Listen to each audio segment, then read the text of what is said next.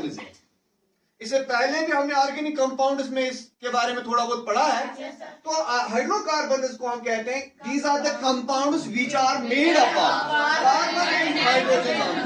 So the main two atoms which are present in these hydrocarbons, that is carbon and this is hydrogen. These are the two main constituents. In hydrocarbons को हम क्या कहते हैं? These are also called as derivatives of organic compounds. यानी ये जो organic compounds है, these are made from these organic compounds. And organic compounds क्या होते हैं? Organic compounds are also these hydrocarbons. But in addition to this, also contain oxygen, nitrogen, sulphur, halogen और phosphorus. ठीक है ना बेटा? तो सिंपली हम यही याद रखेंगे, ये जो हाइड्रोकार्बन्स होते हैं these are the compounds of carbon and hydrogen only. लेकिन ये जो हाइड्रोकार्बन्स है इनको फिर क्लासिफाई किया गया है, यानी सैचुरेटेड हाइड्रोकार्बन्स और सैचुरेटेड में आप देखते हैं सैचुरेटेड जो होते हैं, सैचुरेटेड वो हाइड्रोकार्बन्स होते हैं जिनमें कार्बन और कार्बन के बीच सिंगल बॉन्ड होता है। क्या होता है? Single covalent bond between carbon and carbon. और इनको हम अल्केन्स भी कहते हैं। क्या कहते हैं?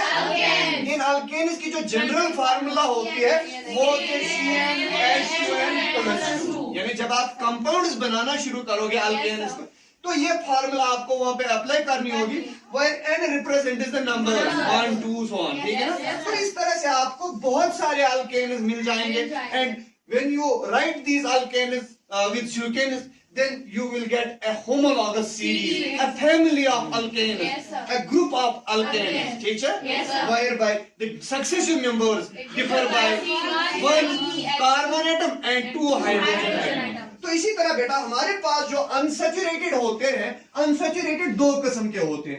अनसैचुरेटेड हाइड्रोकार्बन्स, हम उन हाइड्रोकार्बन्स को कहते हैं जिनमें या तो डबल बॉन्ड होगा या either there is double bond between the carbon atoms or there is triple bond. Now these unsaturated hydrocarbons are further classified into alkenes and alkynes. Those unsaturated hydrocarbons which contain carbon-carbon double bond, these are called alkenes. And the general formula for these alkenes is CnH2n.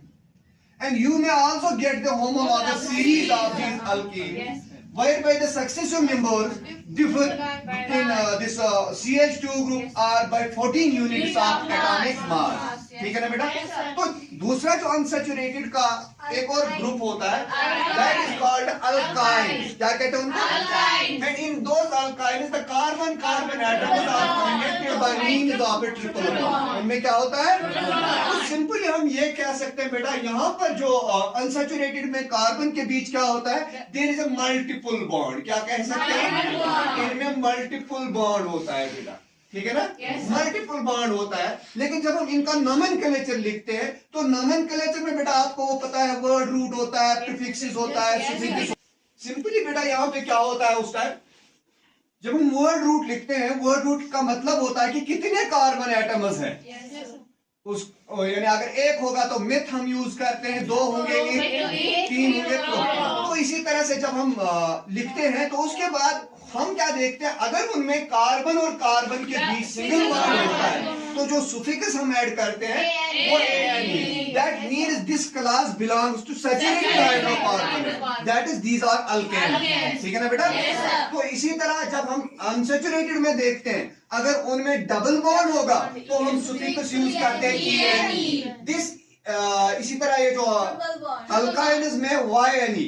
अब ये जो AN, इन और याइन, these letters which we use as suffix, basically these are the letters which are present in these alkanes। These are the last three letters in alkanes। इसी तरह ENE, these are the last three letters in alkene। YNE, these are the last letters of alkyne।